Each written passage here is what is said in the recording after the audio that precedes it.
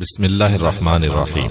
محترم ناظرین، السلام علیکم۔ آج کی ویڈیو میں ہم آپ کو حضرت لقمان علیہ السلام کے بارے میں بتائیں گے۔ تاریخ میں جن عظیم المرتبت اور صالح حکمہ کا ذکر ہوا ہے ان میں سے ایک حضرت لقمان علیہ السلام ہیں۔ آپ کا اس میں مبارک قرآن میں 2 بار ذکر ہوا ہے اور قرآن کا سورہ نمبر 31 بھی انہی کے نام سے موسوم ہے۔ حضرت لقمان کے بارے میں رسول کریم صلی اللہ علیہ وآلہ وسلم کی ایک حدیث ہے، میں حق بات کہتا ہوں کہ لقمان پیغمبر نہیں تھے، لیکن ایسے بندے تھے جو بہت زیادہ غور و فکر کرتے تھے۔ وہ یقین و ایمان کے بلند درجے پر فائز تھے۔ وہ اللہ کو دوست رکھتے تھے اور اللہ تعالیٰ بھی انہیں دوست رکھتا تھا، اور اللہ تعالیٰ نے انہیں حکمت جیسی نعمت سے نوازا تھا۔ حضرت لقمان ان افراد میں سے تھے جنہوں نے طویل عمریں پائیں۔ آپ کی عمر کے بارے میں 200 سے 560 اور 1000 سے 3500 سال تک لکھا گیا ہے۔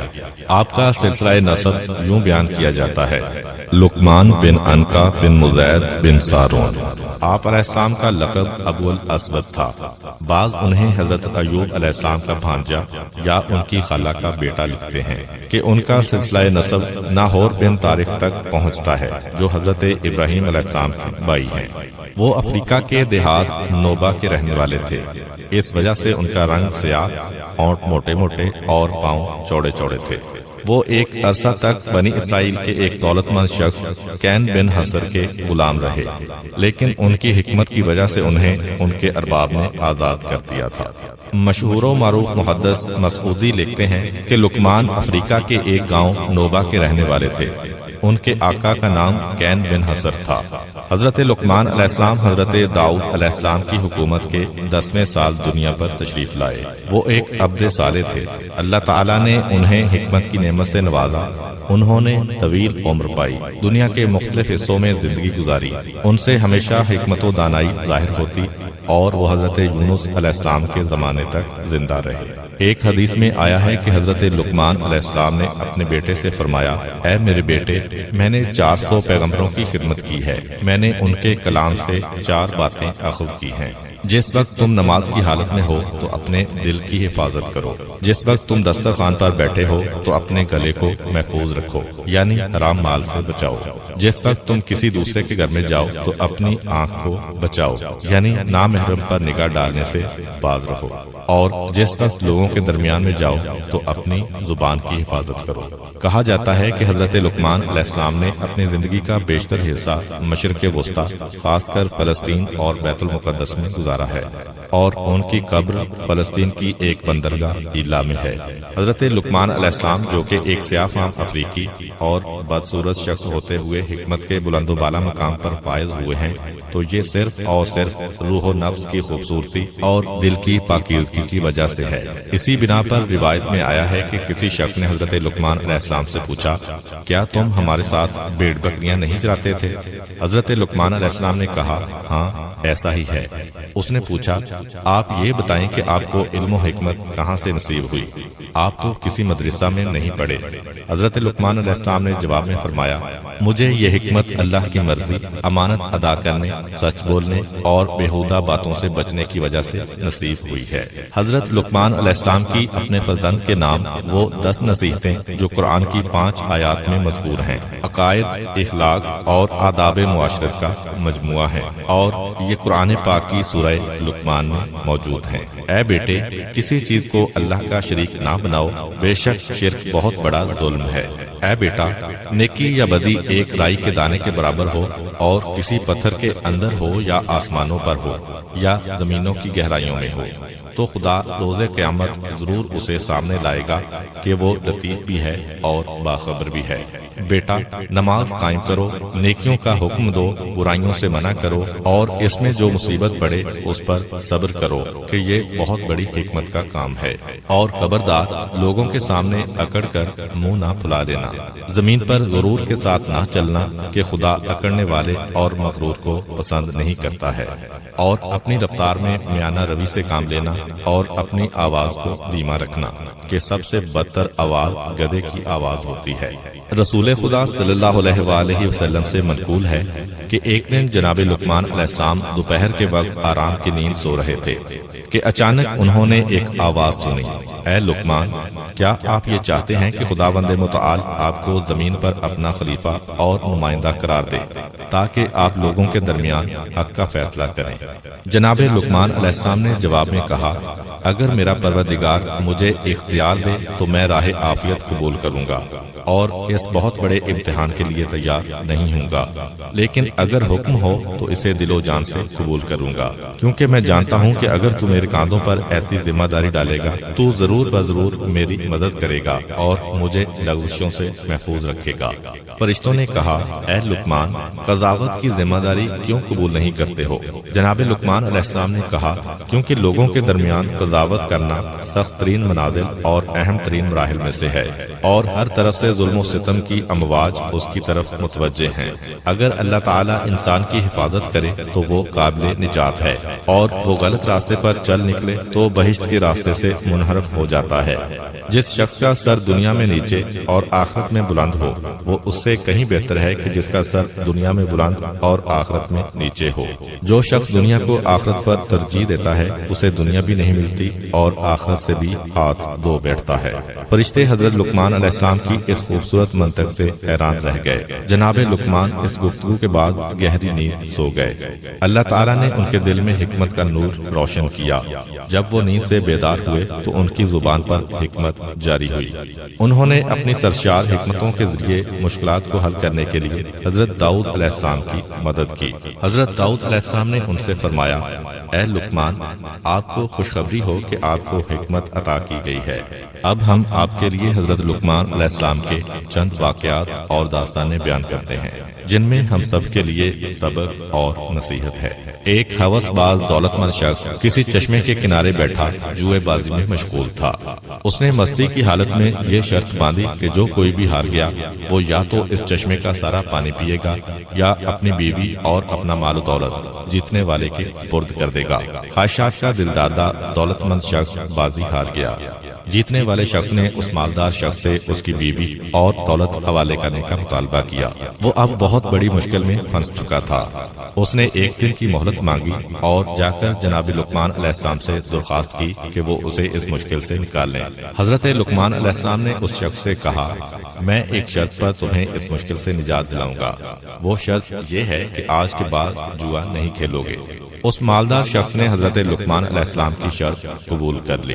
جناب لقمان علیہ السلام نے اس سے کہا، جس وقت وہ جیتنے والا شخص تمہارے پاس آ کر چشمے کا سارا پانی پینے یا ساری دولت اور بیوی حوالے کرنے کا مطالبہ کرے تو اسے یوں کہو، اگر تمہارا مراد وہ پانی ہے جو کل اس ندی میں تھا تو اسے لے آؤ تاکہ میں پیوں، اور اگر مراد وہ پانی ہے جو اس وقت موجود ہے تو تم چشمے کا منہ بند کرو تاکہ بچنے والا باقی پانی پی سکوں، اور اگر تمہاری مراد وہ پانی ہے جو آئندہ اس ندی میں جاری ہوگا تو آئندہ ابھی تک آیا نہیں ہے، لہذا صبر سے کام لو۔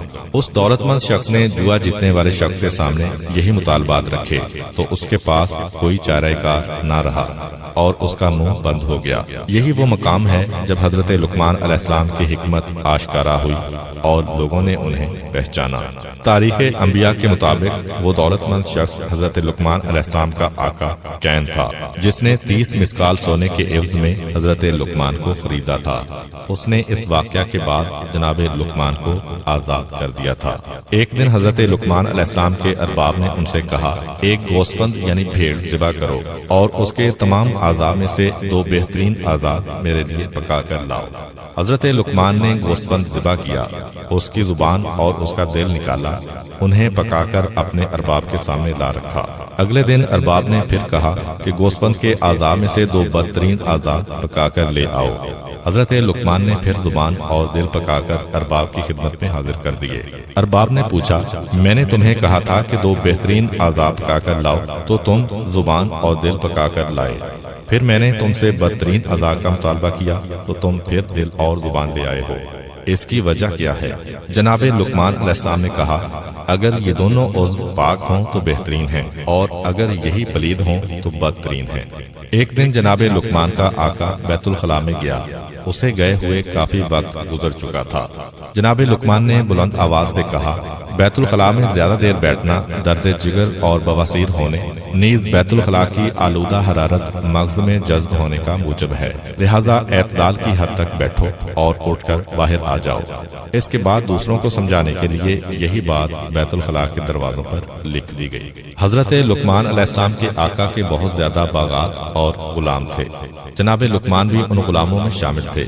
ان کا ارباب جو کہ ظاہر بین تھا، سفید رنگ اور خوبصورت غلاموں کو باغات میں پھل وغیرہ توڑنے کے لیے بیچتا، لیکن جناب لقمان کو سخت اور پست کاموں مثلا جھاڑو وغیرہ دینے میں لگا دیتا۔ یوں وہ حضرت لقمان علیہ السلام کی توہین کرتا، حالانکہ وہ سیرت و کردار اور معرفت میں تمام غلاموں پر فوقیت رکھتے تھے۔ جناب لقمان کے آقا کی یہ غلط روش اس بات کا موجب بنی کہ اس کے غلام بھی حضرت لقمان کو حقیر سمجھنے لگے اور ان کی قدر و قیمت کے قائل نہ تھے، بلکہ بعض اوقات انہیں اذیت و آزار پہنچاتے۔ آقا نے ایک موقع پر غلاموں کو باغ میں پھل توڑ کر لانے کے لیے بھیجا۔ وہ باغ میں گئے اور مختلف قسم کے پھل توڑ کر لائے، لیکن آقا کی عدم موجودگی سے فائدہ اٹھاتے ہوئے انہوں نے وہ تمام پھل کھا لیے۔ جب آقا آیا اور تازہ پھلوں کا مطالبہ کیا تو غلاموں نے جھوٹ بولتے ہوئے کہا، تمام پھل لقمان کھا گیا ہے۔ آقا نے جب یہ بات سنی تو وہ جناب لقمان علیہ السلام کے بارے میں بدظن ہو گیا۔ حضرت لقمان سمجھ گئے کہ ان کے آقا کی بدسلوکی اور ناراضگی کا سبب غلاموں کی اس تہمت کا اثر ہے۔ وہ اپنے آقا کے پاس گئے اور اسے یہ تجویز دیتے ہوئے کہا، اے میرے آقا، آئیں اور ہم سب غلاموں کا امتحان لیں تاکہ آپ کو ہمارے درمیان میں سے اچھے اور برے کا علم ہو سکے۔ اس نے پوچھا کہ میں تم لوگوں کا کیسے امتحان لوں؟ حضرت لقمان نے کہا کہ ہم سب کو کافی مقدار میں گرم پانی دیں اور ہمیں اسے پینے پر مجبور کریں۔ اس کے بعد آپ گھوڑے پر سوار ہو جائیں اور اپنا گھوڑا بیابان میں دوڑائیں، جبکہ سب غلاموں کو اپنے پیچھے پیدل دوڑنے کا حکم دیں۔ ایسا کرنے سے آپ کو یہ راز معلوم ہو جائے گا کہ وہ پھل میں نے کھائے ہیں یا ان لوگوں نے۔ آقا نے اسی طرح امتحان لیا۔ حضرت لقمان اور دوسرے تمام غلاموں کو گرم پانی پینے پر مجبور کیا۔ پھر وہ خود تو گھوڑے پر چڑھ بیٹھا اور سب سے کہا، میرے پیچھے پیچھے دوڑو۔ وہ سب ارباب کے پیچھے دوڑنے لگے۔ زیادہ دیر نہ گزری کہ جن غلاموں نے پھل کھائے تھے، دوڑنے کی وجہ سے ان کی حالت دگرگوں ہو گئی۔ ان لوگوں نے جو پھل وغیرہ کھائے تھے انہیں قید کر دیا۔ یوں آقا سمجھ گیا کہ پھل لقمان نے نہیں بلکہ دوسرے غلاموں نے کھائے ہیں اور لقمان پر تہمت لگائی ہے۔ پس جناب لقمان اپنے آقا کے سامنے سرخرو ہو گئے اور دوسرے غلاموں کو شرمندگی کا سامنا کرنا پڑا۔ حضرت لقمان ایک مدت تک کسی دوسرے شخص کے غلام تھے۔ اس کے کئی اور بھی غلام تھے، لیکن وہ اپنے تمام غلاموں میں سے حضرت لقمان سے بہت زیادہ محبت کرتا تھا، یہاں تک کہ وہ جب بھی غذا کھانا چاہتا تو پہلے اپنی غذا حضرت لقمان علیہ السلام کے پاس لاتا تاکہ وہ کھائیں۔ جب وہ کھانا کھا لیتے تو ان کا بچا ہوا کھانا بطور تبرک بڑے شوق سے تناول کرتا۔ ایک دن کوئی شخص حضرت لقمان علیہ السلام کے ارباب کے لیے خربوزہ بطور ہدیہ لایا۔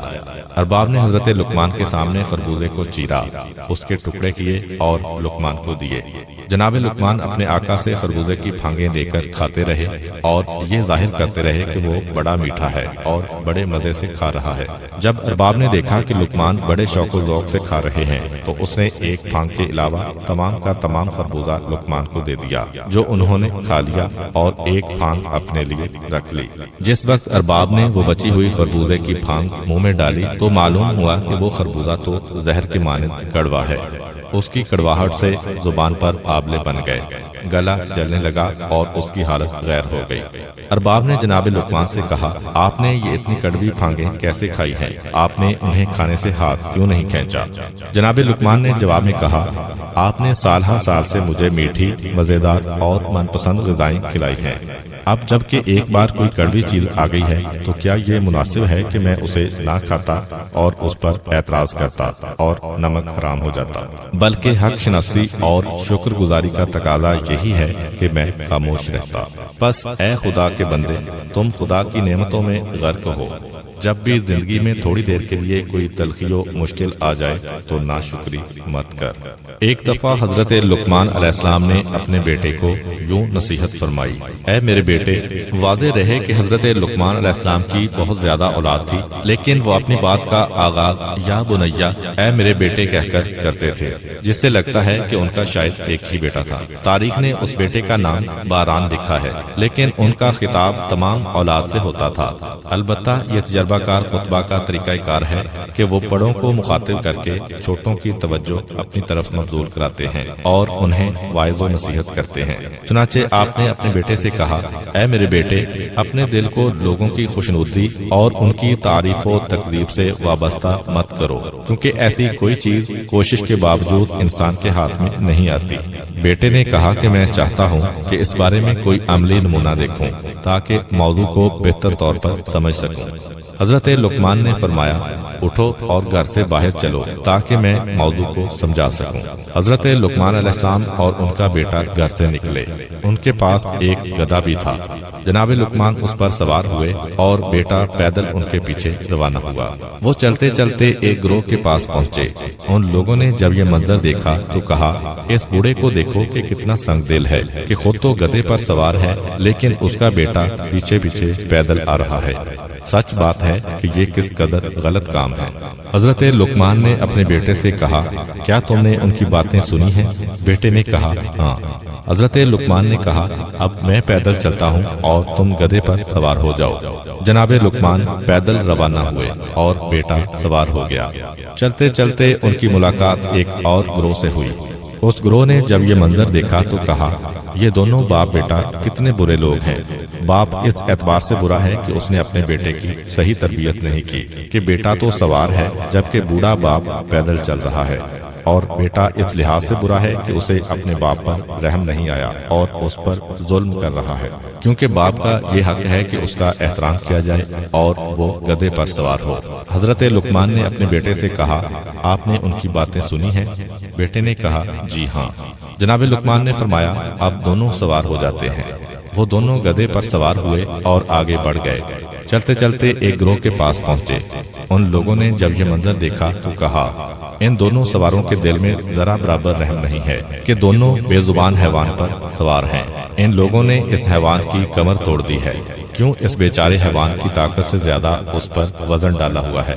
بہتر تو یہ تھا کہ ایک سوار ہوتا اور دوسرا پیدل چلتا۔ حضرت لقمان نے اپنے بیٹے سے کہا، آپ نے ان لوگوں کی باتیں سنی ہیں؟ بیٹے نے کہا، جی ہاں۔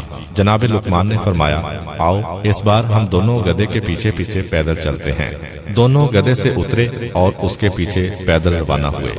وہ چلتے چلتے لوگوں کے ایک گروہ کے پاس پہنچے۔ ان لوگوں نے کہا، یہ دونوں عجیب قسم کے جاہل افراد ہیں، سواری کے ہوتے ہوئے پیدل چل رہے ہیں اور سواری کو خالی چھوڑا ہوا ہے، یہ کس قدر احمق ہیں۔ حضرت لقمان نے اپنے بیٹے سے فرمایا، آپ نے ان لوگوں کی گفتگو سنی ہے؟ اس نے عرض کیا، جی ہاں۔ جناب لقمان نے فرمایا، کیا لوگوں کو راضی کرنے کے لیے اس کے علاوہ اور کوئی چارہ ہے؟ اب جب کہ صورتحال یوں ہے تو کبھی لوگوں کی رضامندی کو اپنا محور و مقصد قرار مت دو، بلکہ خداوند قدوس کی رضا اور خوشنودی کو اپنا مقصد اور ہدف قرار دو، تاکہ دنیا و آخرت میں سعادت و کامیابی حاصل کر سکو۔ روایت میں ہے کہ ایک دن حضرت لقمان علیہ السلام نے اپنے بیٹے کو 3 نصیحتیں کرتے ہوئے کہا، اے پسر جان، ان 3 نصیحتوں کو اپنے حافظے میں محفوظ کر لو اور ان پر عمل کرو۔ اپنا راز اپنی بیوی کو مت بتاؤ، عوان یعنی حکمرانوں کے دفتریوں سے دوستی مت کرو، نئے اور کم ظرف دولت مند سے قرض نہ لو۔ حضرت لقمان جب دنیا سے رخصت ہو گئے تو ان کے بیٹے نے ان نصیحتوں کو آزمانا چاہا اور دیکھنا چاہا کہ ان کاموں کو انجام دینے سے نقصان کیا ہوگا جن کو انجام نہ دینے کی اس کے حکیم باپ نے اسے وصیت کی تھی۔ اس نے ایک گوسفند ذبح کیا، اسے ایک بوری میں ڈالا، بوری کا منہ باندھا، اسے اٹھا کر گھر لے آیا، اپنے پلنگ کے نیچے گڑھا کھودا اور اسے وہاں پر دفن کر دیا۔ اس کے بعد اپنی بیوی سے کہا، میرا ایک دشمن تھا، میں نے اسے قتل کرنے کے بعد یہاں پر دفن کر دیا ہے، محتاط رہنا اور اس راز کو پوشیدہ رکھنا اور کسی کو مت بتانا۔ اس کے بعد اپنے ہمسائے میں رہنے والے ایک دفتری سے دوستی کر لی، ہر روز اسے دعوت دیتا اور اس کا دوست بن گیا۔ اسی محلہ میں ایک नौजवान रहता था, उसका कोई खानदानी पस मंजर नहीं था। उसने मेहनत और मुशक्कत से दौलत इकट्ठी की हुई थी। वो ताज़ा ताज़ा दौलतमंद हुआ था और अपनी दौलतमंदी पर फख्र भी करता था। हजरत लुकमान के बेटे ने उससे कुछ दिरहम कर्ज लिए और उन्हें घर में छुपा कर रख दिया। दिन गुजरते रहे। एक दिन जनाब लुकमान के बेटे का अपनी बीवी से झगड़ा हो गया। उसने आहो बुका शुरू कर दी और बुलंद आवाज से कहा, ऐ बदकार कातिल, ऐ खून रेज, तुमने एक शख्स को बेगुनाह कत्ल करके घर में दफन कर रखा है और अब मुझे भी कत्ल करना चाहते हो। उसकी आवाज हमसाये में रहने वाले उस हुकूमती दफ्तरी के कानों में पड़ी जो लुकमान के बेटे का दोस्त बना हुआ था। वो फौरन बादशाह के पास गया और सारी दास्तान उसके गोशगुजार की। बादशाह ने हुक्म दिया कि कोई शख्स उस कातिल को हाजिर करे। उसी हुकूमती दफ्तरी ने कहा, मैं उसे पकड़ कर लाता हूँ। वो शख्स पिछले लुकमान के घर आया और इंतहाई दिलत आमेज तरीके से उसे घर से खींचा और दोस्ती वगैरह सब भूल गया। उसे खींचते हुए बादशाह के दरबार में ले जा रहा था कि रास्ते में नए नए दौलतमंद नौजवान ने जब जनाब लुकमान के बेटे को इस हाल में देखा तो लोगों के सामने इंतहाई गुस्से के आलम में आकर उसे पकड़ा और कहा, अगर तुम्हें कत्ल के बदले में कत्ल करेंगे तो मेरी रकम डूब जाएगी, लिहाजा मुझसे लिए हुए दिरहम अभी वापस करो। उसने यूं नामर्दी का मुजाहिरा करते हुए जनाब लुकमान के बेटे की इहानत की। बहरहाल लोग वहां पर इकट्ठे हो गए और जनाब लुकमान के बेटे को इंतहाई तौहीन आमेज तरीके से बादशाह के दरबार की तरफ ले गए। जिस वक्त फर्जंदे लुकमान बादशाह के सामने खड़ा हुआ तो उनके दरमियान होने वाली गुफ्तगू कुछ यूं थी। बादशाह ने कहा, तुम तो लुकमान के बेटे हो, लिहाजा मुनासिब नहीं था कि तुम कत्लो गारत के मुर्तकिब होते। फर्जंदे लुकमान ने जवाब दिया, मैंने बिल्कुल नाहक खून नहीं बहाया और ना ही किसी शख्स को कत्ल किया है। दफ्तरी बोला, ये झूठ बोल रहा है, इसने एक शख्स को कत्ल करने के बाद उसका जनाजा अपने घर में दफन कर रखा है।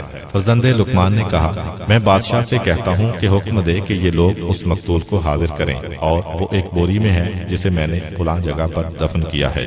बादशाह ने हुक्म दिया कि उस जनाजे को हाजिर किया जाए। हुकूमती कारिंदे जनाब लुकमान के बेटे के घर आए। उसकी बीवी ने दफन की जगह की निशानदेही की। उन लोगों ने वहाँ से खुदाई की, वहाँ से एक बोरी निकाली और मुंह बंद बोरी बादशाह के सामने ले आए। जब उन लोगों ने बोरी का मुंह खोला तो क्या देखते हैं कि वो तो एक गोश्तबंद का लाशा है कि जिसे ज़िबा किया हुआ है।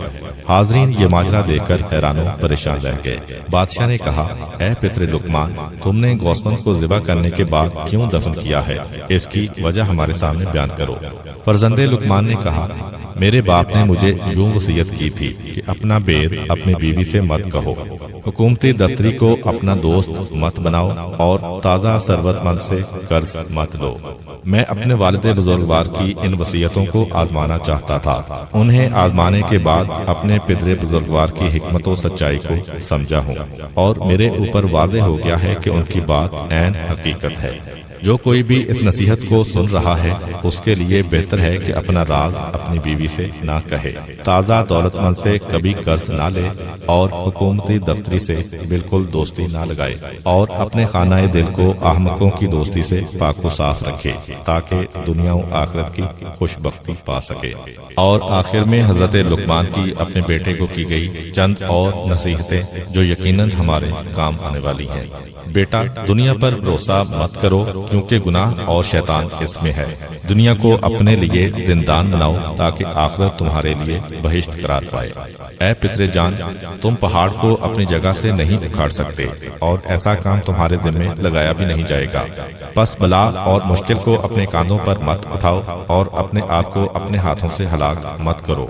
बादशाहों का हमसाया मत बनना, वो तुम्हें हलाक कर देंगे। उनकी अतात और पैरवी मत करना वरना काफिर हो जाओगे। कमजोरों और हाजतमंदों की हमनशीनी इख्तियार करो और उनके हमदम बनो। ऐ पितरे जान, खुदा की बारगाह में ये अर्ज करने वाला कि खुदाया मुझे मुआफ कर दे, इससे कोई बख्शा नहीं जाएगा क्योंकि इंसान अमल और अताते इलाही करने की बिना पर बख्शा जाएगा। ऐ मेरे बेटे, पहले हमसाये को देखो बाद में घर लो, पहले हम सफर को देखो बाद में सफर पर जाओ। ऐ बेटे, ना अहल की हमनशीनी से तन्हाई बेहतर है, साले हमनशीनी نشین تنہائی سے بہتر ہے۔ وزنی پتھر اور لوہے کو اٹھانا برے ہم نشین سے بہتر ہے۔